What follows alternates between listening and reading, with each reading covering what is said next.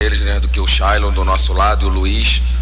Parabéns, ele conseguiu, né? Deu uma olhadinha rapidinho no celular ali, só se fala nele. Eu completei hoje 303 jogos na carreira, é a minha segunda expulsão, ele tá de parabéns. Então vê que é uma situação que não é recorrente na minha carreira, né?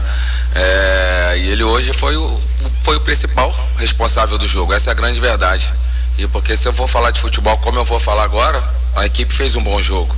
No primeiro tempo eles tiveram 2 chutes fora da área com o Cebolinha, e a gente teve uma chance clara com o Emiliano, que o Rossi fez uma belíssima defesa, né? Aí ele começou, né? Me expulsou mais um, expulsou outro, ele amarelou 4 nossos e 3 vermelhos, né? Então difícil, mas espero que ele possa nunca mais apitar jogos nossos. Espero que ele possa ir para reciclagem para que ele possa rever. Nada contra hábitos novos. Eu me tornei treinador novo em 2016 e tinha muita coisa a evoluir. Mas um dia que ele tiver mais humildade e deixar o protagonista do jogo para Shailon, Rascaeta, Luiz e Pedro, por exemplo, sem falar os demais, ele possa melhorar como um árbitro. Então é isso que eu tenho para falar do jogo. Né, uma pena, depois que eu fui expulso, fiquei escutando, vendo a TV, acho que foi a Ana Thaís, falou, uma pena, já na primeira rodada a gente ter isso. Eu tive a gente teve uma aula de arbitragem, né, com os capitães e todos os treinadores, e depois foram lá presencialmente falar com a gente para isso. Então a gente pede tempo, fala, e não sei o que. E a gente continua tudo na mesma, ou pior, né? Acho que foi uma das piores que eu já vi nesses 303 jogos. Tanto que eu nunca vi o treinador adversário defender o outro treinador, né?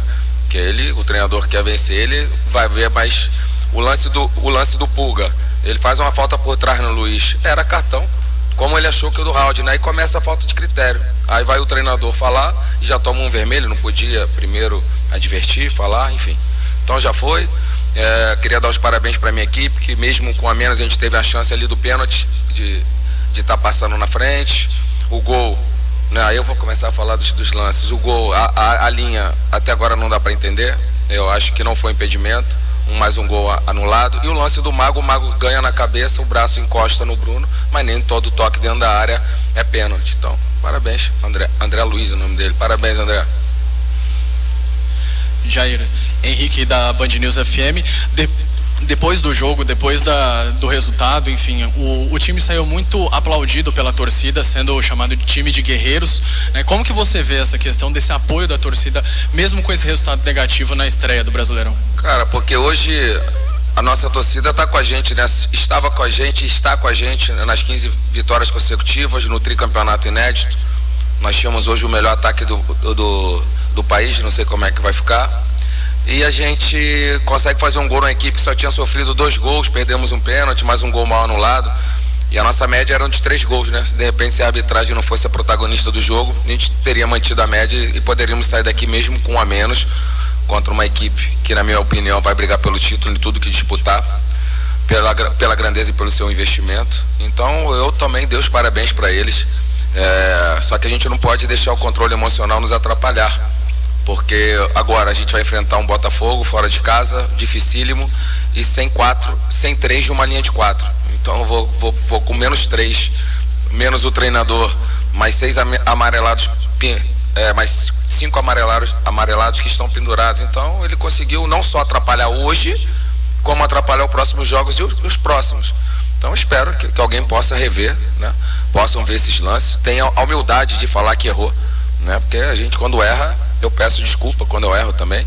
E eu acho que alguém tem que chegar e se pronunciar sobre o que aconteceu na primeira rodada do campeonato, onde era para ser um jogo bom, um estádio lotado, né? Duas equipes buscando o jogo o tempo todo, e uma pessoa que quer ser protagonista consegue aparecer mais do que todos os atletas.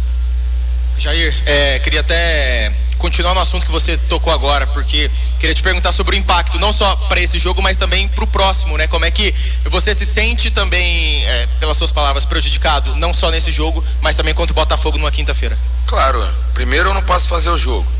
Segundo, eu jogo com uma linha de 4 onde eu perdi 3 jogadores. Como é que eu não me sinto prejudicado? Lógico que eu tô. Qualquer equipe do mundo, você tirar de 4, 3, né? Por mais que todos a gente treina da mesma maneira, mas são menos 3. Então, lógico que a gente sente. Ele conseguiu, né, prejudicar não só hoje, o próximo jogo. Parabéns. Jair, boa noite. Apesar de tudo que aconteceu, a avaliação é de que o Atlético jogou muito bem, principalmente ali no primeiro tempo. E você falava antes do jogo que a palavra era manutenção, por tudo que o Atlético construiu nessa temporada. Dentro de campo, tecnicamente, o Atlético merecia melhor, e o que ele apresentou hoje mostra também para o Brasil que o Atlético vai brigar por coisas boas e grandes nesse Campeonato Brasileiro? Se a arbitragem não for o protagonista, sim. Eu acho que a torcida, a gente fala, a torcida não entende futebol, isso é maior mentira. Lógico que a torcida entende, e viu uma equipe organizada, viu uma equipe que buscou o jogo, viu um jogo muito parelho com uma das melhores equipes do país, e principalmente com um a menos. Tanto que nós tivemos as melhores chances, ficou 15-11 em finalização, sendo que no gol foram 4-2, né? 4-2, a gente chutou mais, teve mais chances, um pênalti perdido, que vale lembrar que não conta, na trave não conta como finalização, que seria mais uma. Então, com certeza, a gente, é uma pena que aconteça isso logo na primeira rodada, mas a gente cresce. Acho que todo mundo estava esperando como a equipe do Atlético ia se portar diante da Série A, né? Que muita gente brincava, que a gente, no Campeonato Goiano, as 15 é fácil, não sei o quê.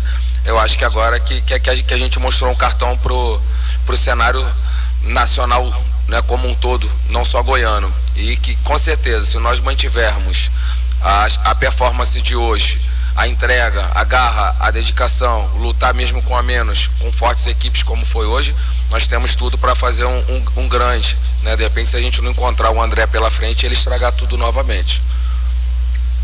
Jair, boa noite. Prazer voltar a falar contigo.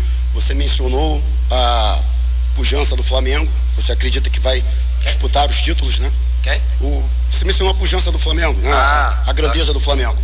E o técnico Tite também enalteceu o seu trabalho, principalmente no sentido de amarrar a equipe. O Flamengo talvez seja uma das equipes de maior volume de jogo do futebol brasileiro, e talvez esse tenha sido o jogo em que o Flamengo menos criou em 2024, né? O Flamengo chegou aos seus gols em jogada de bola parada, uma cobrança de falta, uma cobrança de pênalti. Como é que foi o seu trabalho no estudo para conseguir tentar anular esse Flamengo? Cara, não foi esse o trabalho. Na verdade, antes de iniciar o jogo, o Flamengo tinha a melhor defesa e nós o melhor ataque da competição. Então, em nenhum momento a gente tentou anular o Flamengo, a gente tentou implementar o nosso jogo, né? Então, acho que todo mundo viu que a nossa torcida ficou feliz, mas quando você fica com um a menos, muda todo o cenário do jogo, né? Ainda no primeiro tempo, com um a menos, muda o cenário. Então foi isso que aconteceu. Como é que você vai marcar individual, como é que você vai marcar alto, se você está sempre em inferioridade? Então isso é uma leitura do jogo.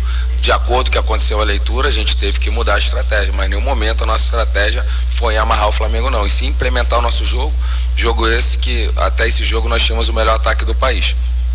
Jair, Rafael Bessa, para você como filho é normal trabalhar ali diante do Jair, furacão da Copa de 70, mas para nós foi uma grande novidade. Um dos grandes eventos foi ter o Jair aqui no estádio, e fomos tentar conversar com ele, e ele falou: em respeito à minha história, eu não vou falar porque eu vou desabafar demais em relação à arbitragem.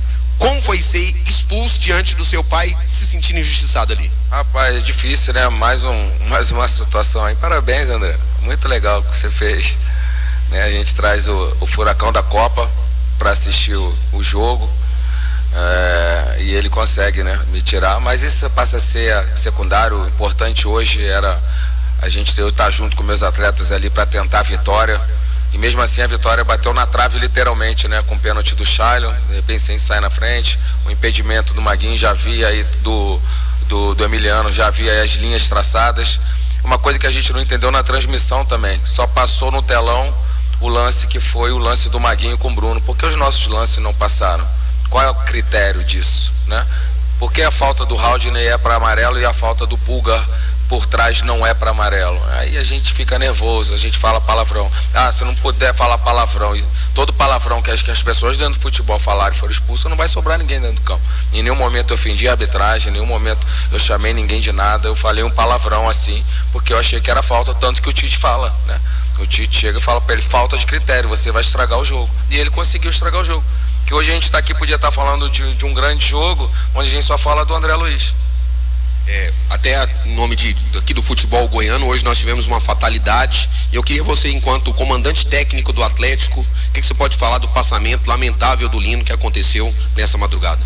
Cara, foi um baque para todos nós. Eu não trabalhei com ele, mas Murtosa, todo o clube hoje estava de luto mesmo. Um cara fantástico, né? Entrou para a história do clube com aquele gol no finalzinho. Um ser humano limpo. Esse então, o Jair Ventura. Agora, né? Que a família, né, eu possa dar um abraço em nome de toda a comissão, em nome de todo o Atlético, que possa confortar o coração de seus familiares, que a gente perde hoje um cara que marcou a história dentro do clube.